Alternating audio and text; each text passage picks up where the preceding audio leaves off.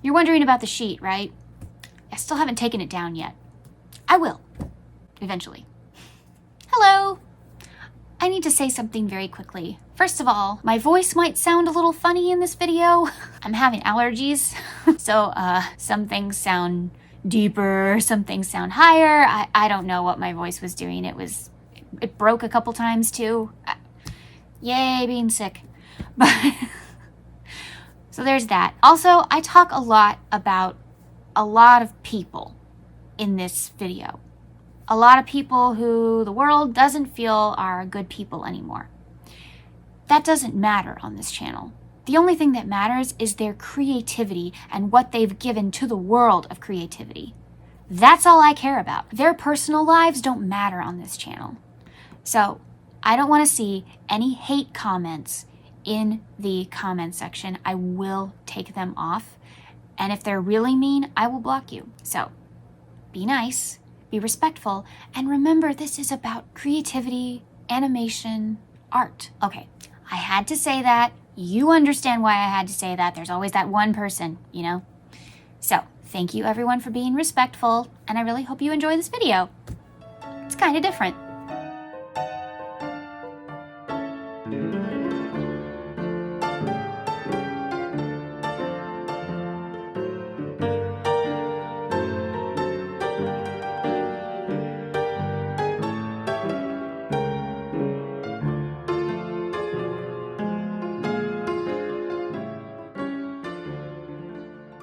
Hello! Welcome back to the Spoonie Stitcher channel. I'm Shannon the Spoonie Stitcher, you're inside the Stitchery, and I'm so happy you're here today. If you're new, hi! I'm Shannon. I'm the Spoonie Stitcher. A Spoonie is somebody who has a chronic condition, and a Stitcher is somebody who makes art with textiles. This channel is all about creativity. Anything that makes your creative juices flowing, that's what we try to do on this channel. So if that sounds like something that sounds fun to you, maybe hit the subscribe button. Oh wait. Thank you so much. Maybe hit like button while you're down there as well. That tells the algorithm you want more stuff like this. Today, I don't know what we're gonna do, but stay tuned and we'll have fun together. Hello and welcome to another Melick Adventures collaboration. If you don't know what a Melick Adventures collaboration is, allow me to explain. So what is a MAC, or a Melick Adventures collab? It's a really fun collaboration with a bunch of Disney enthusiasts. You don't have to be a Disney channel to participate. Hosted by Ben and Danielle Melick at the Melick Adventures, their channel. The Melicks pick a theme, and then we do whatever we want with that theme. We could show a collection, we could bake something, we could make something, we could talk about different things in the film that we found inspiring or fun, or the entire video could be fun facts. They really do not limit you on what you can do for this collaboration. It just has to fit the theme. That's it. So they are the second Tuesday and the last Thursday of every month, unless they have to be changed because of holidays. If you want to be involved with one of these projects, contact them. But of course, I am not the only one who is participating in today's collaboration. There are several channels. Please go check out each one. They are going to do a fantastic job. Who knows what they're going to do? They could show a collection, they could make something, they could bake something, they could do whatever. But please go check out everybody's channels down below, especially our hosts, Ben and Danielle Melick, and enjoy. Toy Story, the first movie, is 30 years old. Can you believe it? 30 years old. But of course, 13 years before that, that's where it all started. It started with John Lasseter. He was working at Disney as an animator for Mickey's Christmas Carol, and two buddies of his were working on Tron. And as soon as he saw Tron, he knew there was something special there. The moment I saw it, it was like a little door in my head opened up. I was like, this is the future. This is amazing. It wasn't for what I was seeing. It was for the potential I saw in computer animation. So in 1983, he and his merry band of misfits joined together and made Pixar Studios. They made a bunch of short films. They were just experimenting on what computer animation could do. Because the goal was to make the first computer animated full-length feature film. And you know what? They did it. In this video, I'm going to discuss Toy Story 1, 2, 3, 4, and my thoughts on 5. We're going to walk through every single Toy Story movie because I believe that Toy Story itself, it's one story altogether. So just talking about the first film doesn't feel right, especially since that one's not my favorite. I have some personal connection to some of these things that I think they could have changed, some of these things I thought they absolutely nailed. So sit back, relax, grab something to drink, grab a snack, grab a project, and listen to my story of Toy Story. Side note, did you know that Happy Planner actually has a 30th anniversary Toy Story collection right now? So if you're really into organization and planning, it's on sale. I'll link it down below. One of the reasons that Toy Story, the first film, works so well is because Lasseter and his team were determined that story and character development comes before everything else. Having a good story that works with characters that are well developed, that you care about, it worked so well. And then came the voice casting, and everybody agreed. They wanted Tom Hanks and Tim Allen. Their movies were iconic. I mean, you've got Tom Hanks doing Sleepless in Seattle, Big, Forrest Gump. You've got Tim Allen, who did, obviously, The Santa Claus, and of course, Home Improvement. These were big stars, but that's not why Lasseter wanted them. He designed Woody and Buzz with their personalities in mind. Whew, what a risk. Thankfully, they said yes.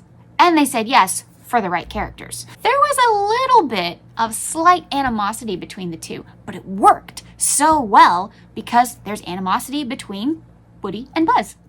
Hardly any of these actors had ever done animated work. So it's really amazing that they nailed it so well. Annie Potts. Anybody grow up watching Designing Women? I did. Who didn't love Mary Jo? And for Mary Jo to be a voice in a Pixar movie, whew.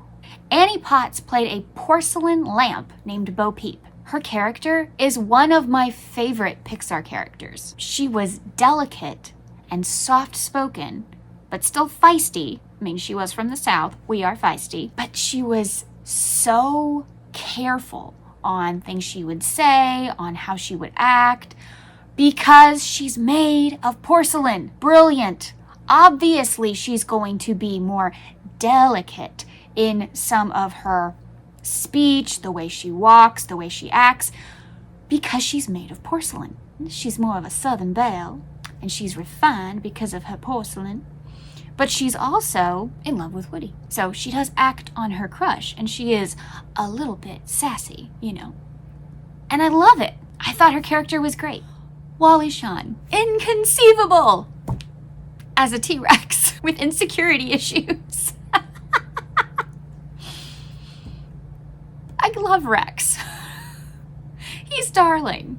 And then his best friend, I guess, they're always together, Ham, played by John Ratzenberger. You cannot have a successful Pixar film without John Ratzenberger. Think I'm wrong?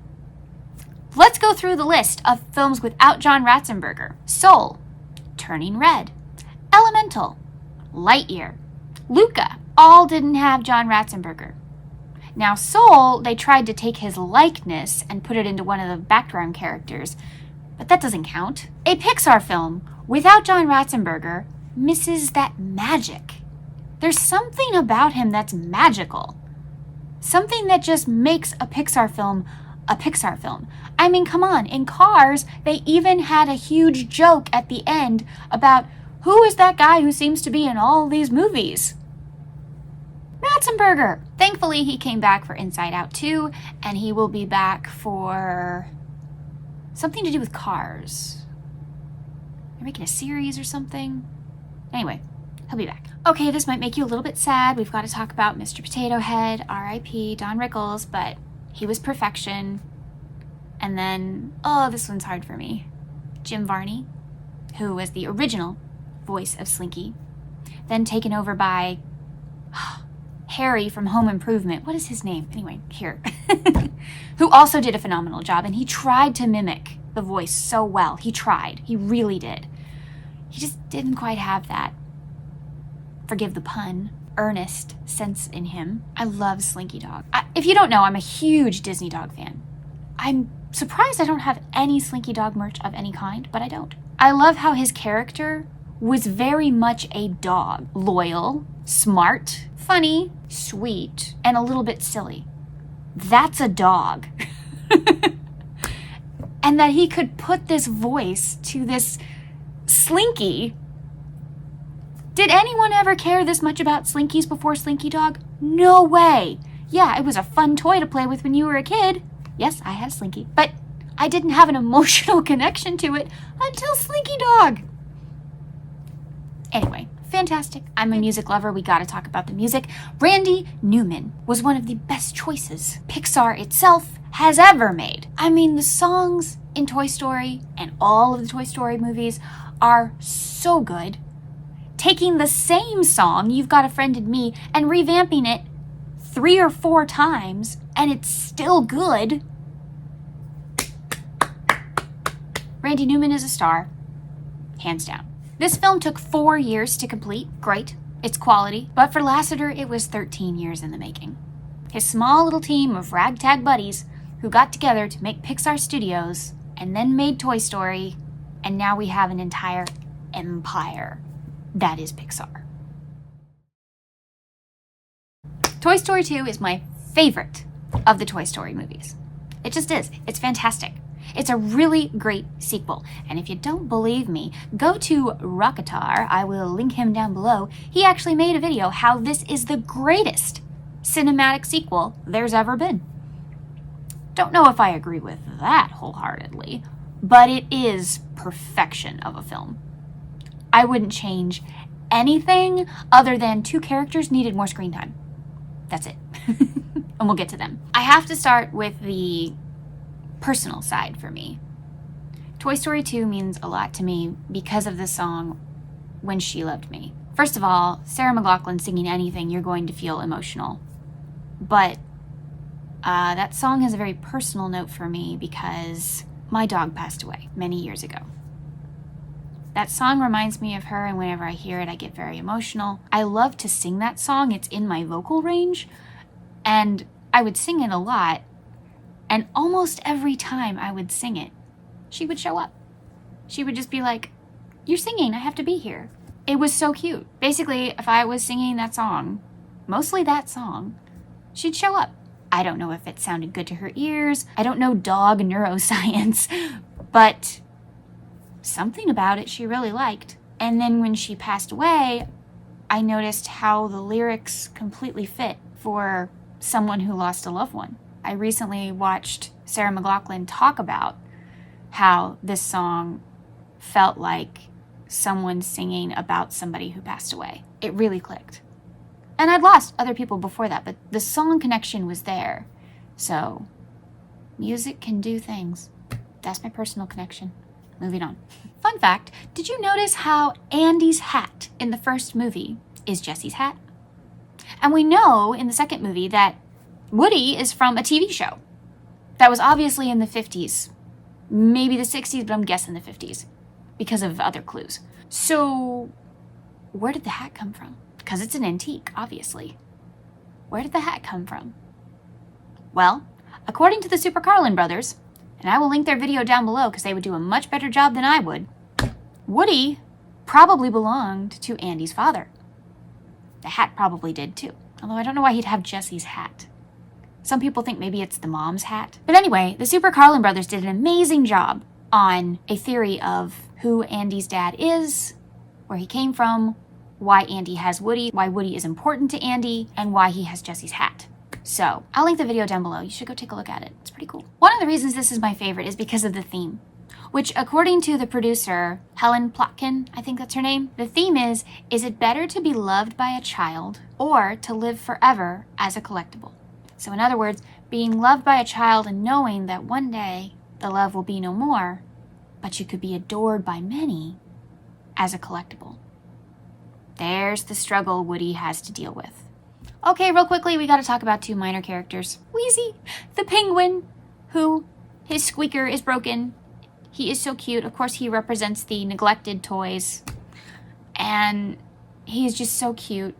But can we talk about the fact But the choice to make him sing at the end and his singing voice is Robert Goulet.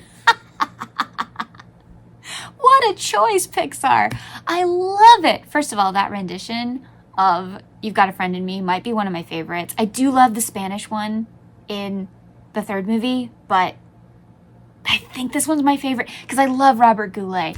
Oh, what a good singer. I love how the word boy was changed to babe because Robert Goulet said, I don't say boy. And I was like, I love it. Just a great choice. And to come out of Wheezy, like when his squeaker's fixed, this is how he sounds.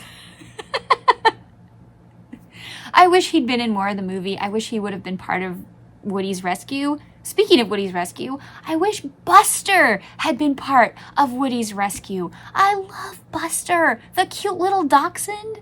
He's so adorable. He's obviously a puppy in this movie because in the third movie we see how grizzled he is. Oh my goodness, he's so cute. Now, I might be a little biased because my aunt breeds dachshunds, but also he's a Disney dog. And why is he never on any merch? Spike gets merch. The bull terrier from the first movie. Sid's dog, Spike. I love him too. But Buster's so much cuter. He's so adorable. And I love when they're riding him because it reminds me of The Great Mouse Detective when they ride on Toby. So cute. Anyway, Buster should have been in more of the film. I will not change my mind on that. Everything else in this film, though, is perfect. I wouldn't have changed a thing. You've got so many action sequences. The airport, the car chase. Oh my gosh, the luggage scene. Whoa.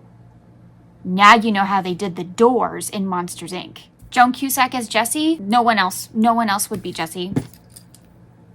Here's my one little collectible. I love Jessie. She's so cute. I realize I could have braided my hair for this, but I just really wanted to wear this headband, so that didn't happen. Jessie is a great character. She has a great arc. Oh, her character development throughout the movies, too, is so good. Stinky Pete, the prospector, Kelsey Grammer. First of all, you say Kelsey Grammer, and I'm there. I watch anything he's in because I think he is a phenomenal actor who does not get enough good parts. And Stinky Pete as a villain is so good. He's a twist villain done right because honestly, if you were paying attention, there's no twist. You knew something was off about this guy the whole time. If you want me to do a video on that, let me know because I could do that. Bullseye.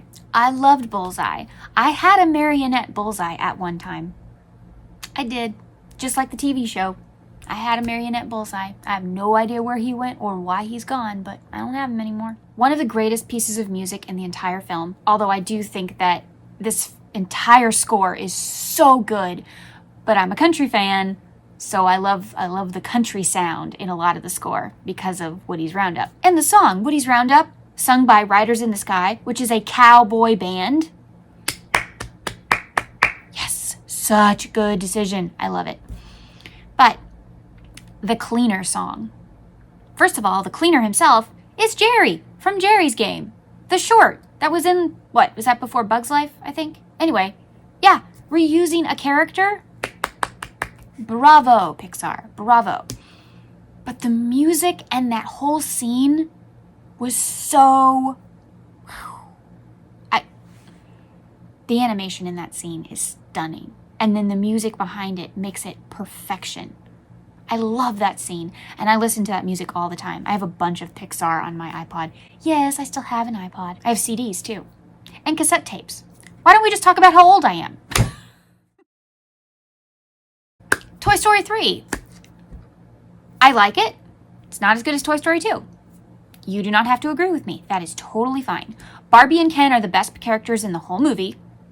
Besides the villain, we'll get to him. Barbie and Ken make sense. I don't know what it is, but Jodie Benson, it makes sense that she's Barbie. I know she was Barbie in Toy Story 2, and so we were kind of programmed to think that she should be Barbie, but at the same time, this Barbie makes total sense to be what Barbie is, in my opinion. And then Ken, that's exactly what Ken is. Exactly what Ken is. And they help each other. I love the Barbie and Ken arc. I'm so glad they continued them in some shorts. keep Barbie and Ken forever. If they're not in the 5th movie, I'm gonna be kind of sad. Like, at least give them a cameo, please. Ned Beatty as a villain. I don't remember if he's ever been a villain in something.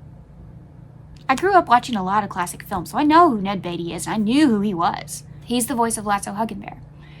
Perfection in voice casting, because he played the old Southern grandpa, and then he played the menacing bear. And I love Lotso so much. I would collect Lotso, but I can't. Because practically every single item of Lotso merch is strawberry scented. Because in the movie, they just had to say, he smells like strawberries. So all the merch people went, we should make everything smell like artificial strawberries. I get woozy around artificial scents. A lot of them, not all of them. The more bakery smelling ones I do okay with, but fruit? I feel so sick. So I can't collect my fuzzy little villain. One day I need to crochet him. For now, I have a magnet. Isn't that sad? One day I hope they'll make some very plush, soft merch that doesn't smell like strawberries. And then maybe I can own something with Lotso on it that isn't a cheap little magnet. Because he's a great villain. Another one I can do if you want me to. Maybe I should do villain videos for October, for Film Friday. Let me know. Tell me in the comments. And of course, quickly, I have to mention Timothy Dalton, you know, James Bond, as Mr. Pricklepants. He is such a serious actor, and they got him to play such a silly character. A hedgehog in Lederhosen with a British accent who likes to perform Shakespeare. Who came up with that brainchild? Where did that come from? It's funny as all get out, but where did that come from? I love you, Timothy Dalton. And I love you, Mr. Pricklepants. So glad you're getting more merch.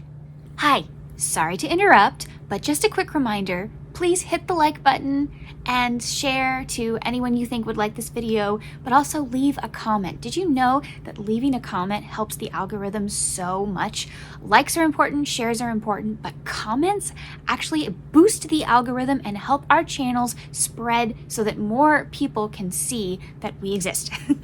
So if you would please leave a comment, even if it's just hi or an emoji, you have something to say about the video, or you have a question for me, please leave it in the comment section. I would be very appreciative.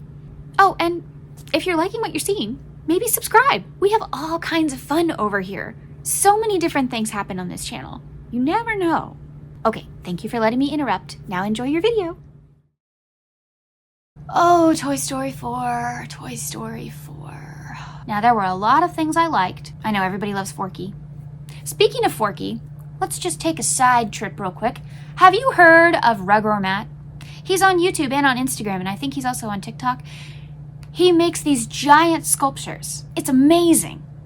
I'm a huge fan. He recently finished a giant inspired fan art, just in case Disney is watching, a fan art piece of Forky. It's incredible. Have you seen it? I'm gonna link him down below so you check out his channel. You gotta follow him. Talk about stretching your creativity. And I love that his videos, he films his failures. Thank you.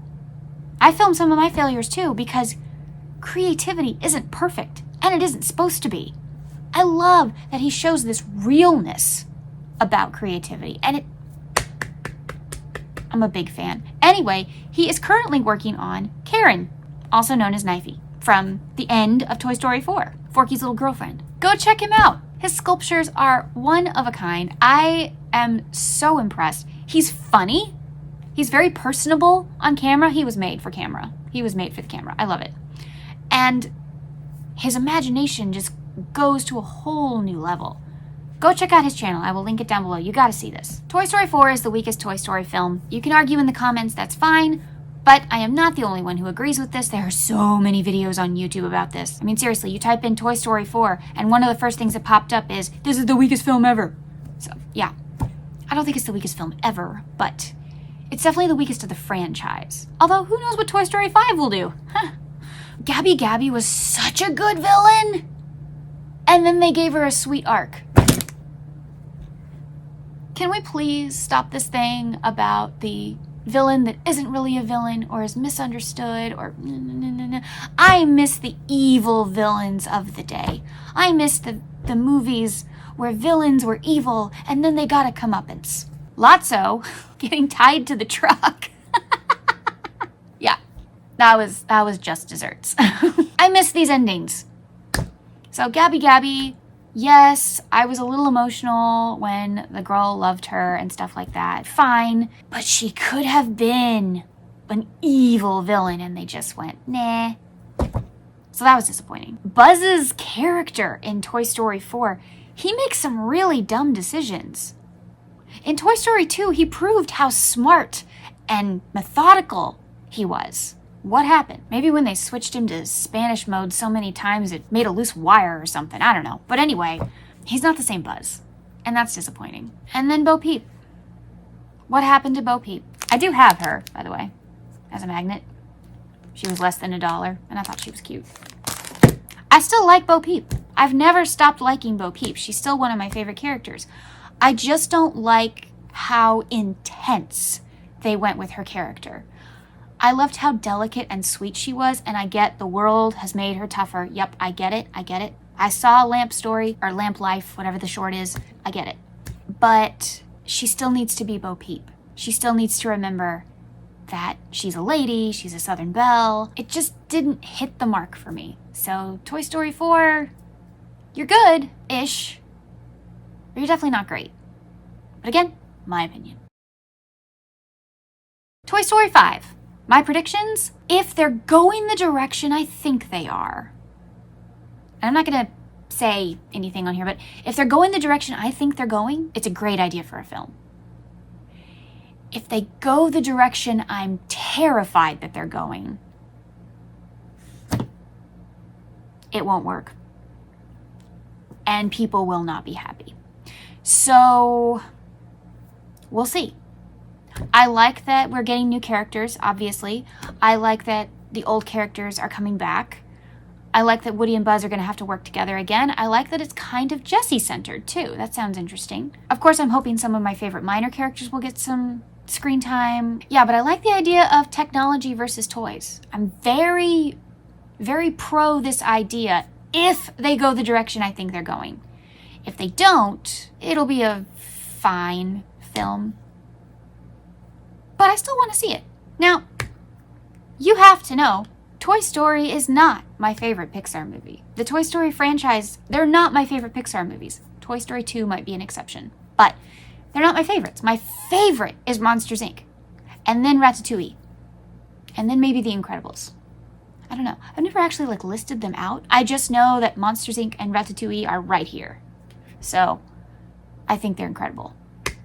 Ha, incredible. Thank you so much for watching. I know this was a long one, but I had to cover 5 movies. Well, 4 and a 4th. It was a lot. But thank you so much for joining me today. I super appreciate it. Please go watch everybody else's videos linked down below. I think you will have a blast. Also go check out the videos I mentioned in my video where I got some of my source material. And of course, check out Rug or Mat. You will not be sorry. Thank you so much for joining me today. I will see you Sunday for another autumn podcast. I don't know what we'll talk about yet, but that's the fun part. It could be anything. Remember, life happens, yarn helps, and spoonies can stitch it up too. Bye.